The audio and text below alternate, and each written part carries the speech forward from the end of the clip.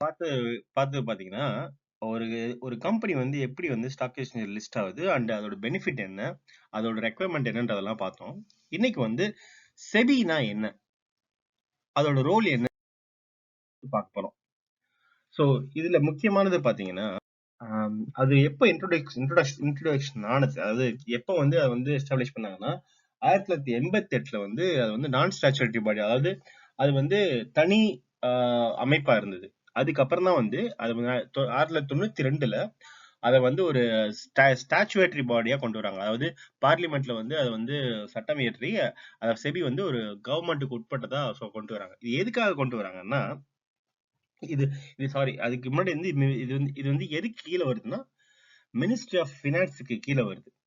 அது ministry of ஃபினான்ஸ்க்கு கீழ வருதுதான் செபி. செபின்றது securities and exchange board of இந்தியான்றது தான் அதோட விரிவாக்கம். இதோட ஹெட் ஆபீஸ் பாத்தீங்கன்னா மும்பைல இருக்கும். அப்புறம் ஒரு ரீஜனல் ஆஃபீஸ்னு பாத்தீங்கன்னா 4 இருக்குதா. நியூ டெல்லி, கொல்கத்தா, சென்னை, அகமதாபாத் பிளஸ் 17 லோக்கல் ஆஃபீஸும் கூட இங்க இப்ப இருக்குது. இத பொறுத்த வரைக்கும் பாத்தீங்கன்னா இதுல வந்து போர்ட் மெம்பர்ஸ் தான் வந்து செபியை மேனேஜ் பண்றாங்க. அதுல வந்து ஃபர்ஸ்ட் வந்து சேர்மன் வந்து கவர்மெண்ட் ஆஃப் இந்தியாவில தான் தேர்ந்தெடுக்கப்படுறவங்க. அது இல்லாம ரெண்டு மெம்பர் வந்து யூனியன் பினான்ஸ் மினிஸ்ட்ரில இருந்து வருவாங்க. ஒரு மெம்பர் வந்து ரிசர்வ் பேங்க்ல இருந்து வருவாங்க. அண்ட் அது இல்லாம 5 மெம்பர் வந்து கவர்மெண்ட் ஆஃப் இந்தியா வந்து நாமினேட் பண்ணும். மொத்தம் வந்து 9 பேர் தான் வந்து இவங்க வந்து மெயினா இருப்பாங்க. இந்த இந்த மெம்பர்ஸ் வந்து 3 பேர் வந்து ஹோல் டைம் மெம்பர். இத பொறுத்த வரைக்கும் செபி வந்து எதுக்காக வந்து தோன்றுச்சு? அதோட அப்ஜெக்டிவ் என்னன்னு பார்த்தோம்னா, மொத அப்ஜெக்டிவ் பார்த்தீங்கன்னா, அது வந்து இன்வெஸ்டர் வந்து ப்ரொடெக்ட் பண்றது தான் அதோட மெயின் அப்ஜெக்டிவ். அதாவது மால் பிராக்டிஸ் பண்றது, ஃப்ராடு இந்த மாரி ஐட்டங்கள்லாம் நடக்காம இருக்கத அண்ட் இன்வெஸ்டர் வந்து ப்ரொடெக்ட் பண்றது தான் வந்து செபியோட முக்கியமானது. அதுக்காக என்னென்ன பண்ணணுமோ அத்தனையும் பண்ணுவாங்க. ஸோ 2வது பார்த்தீங்கன்னா, ரெகுலேட் த மார்க்கெட். மார்க்கெட்ல ரொம்ப கூர்ந்து கவனிச்சுட்டு, அதுல எதுவும் தப்பான விஷயம் நடக்குதா, இல்ல இன்சைடர் ட்ரேடிங் நடக்குதா, இல்ல ஃபேர் பிராக்டிஸா நல்லா இருக்குதா, இல்ல எத்திக்ஸ் நடக்குதா இல்லையான்றதெல்லாம் பார்ப்பாங்க. அதுவும் வந்து செபியோட முக்கியமான ஒரு ஃபங்க்ஷன், அப்ஜெக்டிவ். அது இல்லாம ப்ரொமோட் டெவலப்மெண்ட். அதாவது டெவலப்மெண்ட்னா இன்னோவேஷன்ஸ். அதாவது அஹ், அதோட இன்னோவேஷனுக்கு கொஞ்சம் சின்ன சின்ன இன்னோவேஷன், மேஜர் இன்னோவேஷன்ஸ் வந்து பேக்ல பார்க்கலாம். பட் இன்னோவேஷன்னா என்னன்னாக்கா, அதாவது புது புது டெக்னாலஜி வந்து உள்ள கொண்டு வருது. இன்வெஸ்டருக்கு வந்து எவ்வளவு சீக்கிரம் வந்து கொண்டு வருது, எவ்வளவு ஈஸியா வந்து அதை பண்ண முடியும், அல்லது எவ்வளவு ஈஸியா வந்து லிக்விடேட் பண்ண முடியும், அதை விற்கிறது வாங்குறது, அதுல இருக்க நிறை குறைகள் எல்லாம் வந்து பார்த்து இன்னும் ஈஸியா பண்ண முடியுமா, இல்ல வேற எதுவும் டெக்னாலஜி வந்து பண்ண முடியுமா, எஃபிஷியன்டா பண்ண முடியுமான்றத வந்து பாக்குறது தான் வந்து செபி ஆப்ஜெக்டிவ். ஸோ மொத்தமா பார்த்தோம்னா அவங்க வந்து இன்வெஸ்டர் ப்ரொடெக்ட் பண்ணுவாங்க, மார்க்கெட்டை ரெகுலேட் பண்ணுவாங்க, ப்ரமோட் பண்ணுவாங்க, டெவலப்மெண்ட்டா டெவலப் பண்ணுவாங்க. அது இல்லாம சம்டைம்ஸ் அட்வைஸும் கூட கொடுப்பாங்க. இதுக்கு அடுத்தது பாத்தீங்கன்னா, செபியோட ஃபங்க்ஷன். இதோட இதோட அமைப்பு பார்த்தீங்கன்னா மொத்தம் 3 அமைப்பா இருக்கு. அதுக்குள்ள வந்து ப்ரொடெக்டிவ் ஃபங்க்ஷன்ஸ் இருக்கு, ரெகுலேட்டரி ஃபங்க்ஷன்ஸ் இருக்கு, டெவலப்மெண்ட் ஃபங்க்ஷன் இருக்கு. பேர்லயே உங்களுக்கு தெரியும், ப்ரொடெக்டிவ் ஃபங்க்ஷன்ன்றது வந்து அது வந்து இந்த ட்ரேடிங் அன்ஃபேர் ப்ராக்டிஸ் சொன்ன மாதிரி தான் அது. அது இல்லாம அதுல டிஸ்பியூட் வந்து வந்துச்சுன்னா செக்யூரிட்டிஸ் மார்க்கெட்ல அதை வந்து ரிசால்வ் பண்ணும். அது இல்லாம அதுக்கு அடுத்து பார்த்தீங்கன்னா ரெகுலேட்டரி ஃபங்க்ஷன். இவங்க தான் வந்து இதெல்லாம் கைட்லைனு, இதெல்லாம் தான் லா, இதுதான் இந்த மாதிரி ஃப்ரேம் ஒர்க்லாம் பண்ணுவாங்க. இதெல்லாம் ஃபார்ம் பண்றது தான் இவங்களோட ஃபங்க்ஷனு.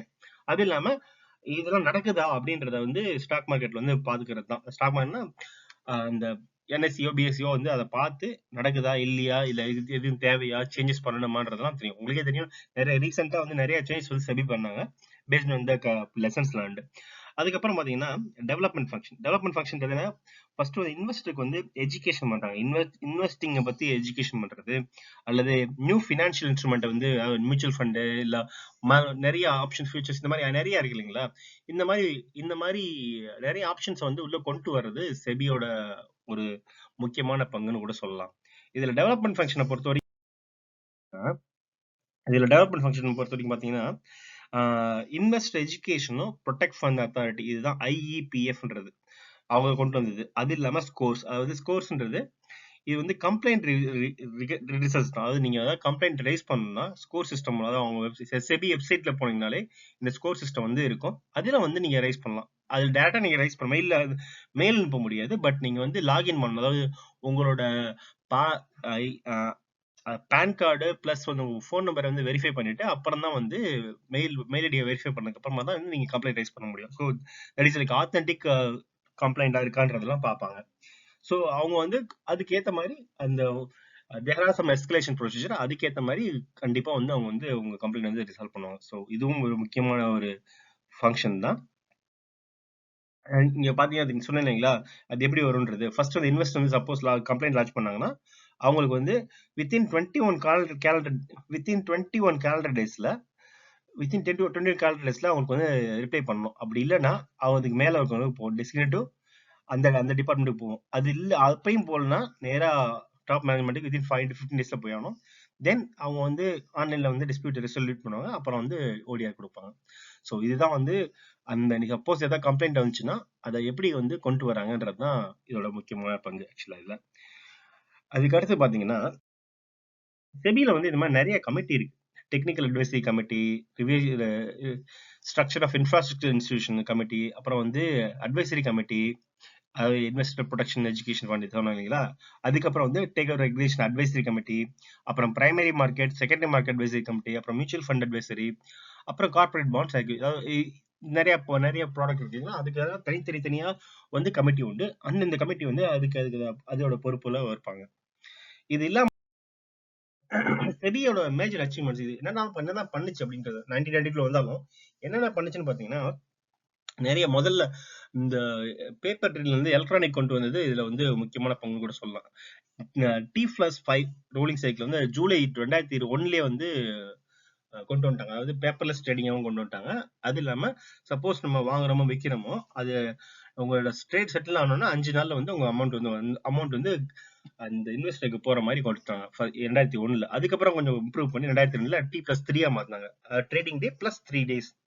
அப்புறம் 2003 T+2 ஆகி இப்பெல்லாம் வந்து பாத்தீங்கன்னா 2000 T+1, அதாவது அதே நாள்ல வந்து உங்களுக்கு வரும். அது சப்போஸ் செட்டில்மெண்ட் ஆகும்னா அடுத்த நாள்ல வந்து வந்துடும் உங்களுக்கு. ஸோ இது மாதிரி ரொம்ப முக்கியமான அச்சீவ்மெண்ட்லாம் வந்து பண்ணியிருக்காங்க. ஸோ இது எதுக்காகனா உங்களுக்கு எல்லாமே தெரியும். நீங்க வித்துட்டீங்க 5 நாள் கழிச்சு தான் வருன்றது பண்ணன்றது ரொம்ப அதிகம் இல்லைங்களா.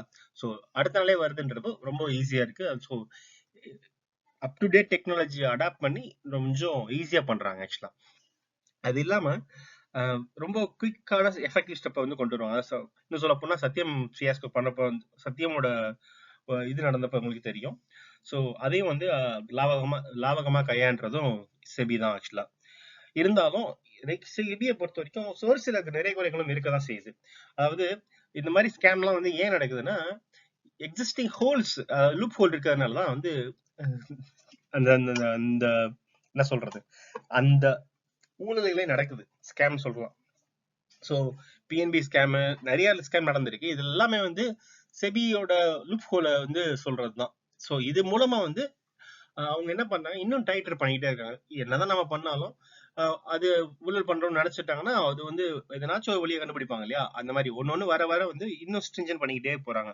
ஸோ இதெல்லாம் வந்து செபியோட முக்கியமான திங்ஸ். ஸோ செபின்றது கவர்மெண்ட் லைக் ஸ்டாச்சுரரி ஃபார்ம். இது வந்து மார்க்கெட்டை வந்து வாட்ச் பண்ணும், இன்வெஸ்டர் வந்து ப்ரொடெக்ட் பண்ணும், அப்புறம் டெவலப் பண்ணும். இதுதான் செபியோட ரோல். ஸோ என்எஸ்ஐ தனியா இயங்க முடியாது, இவங்க சொல்ற அட்வைஸ் படி தான் வந்து இயங்கணும். ஸோ அப்படி பண்றதுதான் செபியோட முக்கியமான ஃபங்க்ஷன். ஸோ உங்களுக்கு இந்த இந்த இன்ஃபர்மேஷன் புரிஞ்சிருக்குன்னு நினைக்கிறேன். புரிஞ்சிருந்தா உங்க ஃப்ரெண்ட்ஸ் கூட ஷேர் பண்ணுங்க. நெக்ஸ்ட் டாபிக் பாத்தீங்கன்னா என்எஸ்சி வெப்சைட் வந்து இன்ட்ரோடக்ஷன் சொல்லலாம். அதாவது இது வரைக்கும் பார்த்தோம்னா என்எஸ்சி ஸ்டாக் மார்க்கெட்டோட பேசிக்ஸ் பார்த்தாச்சு, செபியோட இது பார்த்தாச்சு. இதுக்கப்புறம் வந்து என்எஸ்சி வெப்சைட்ல என்னென்ன போட்டிருக்காங்க அப்படின்றத வந்து முதல்ல பார்த்துக்கும். இதெல்லாம் வந்து ஏன் தேவைன்னா, ஃபர்ஸ்ட் சப்போஸ் ஒரு இன்வெஸ்டிங் பண்ணணும்னா முன்னாடி இதெல்லாம் பேசிக் தெரிஞ்சுக்கிட்டு போறப்போ உங்களுக்கு வந்து ஈஸியா இருக்கும். அதனாலதான். So thank you.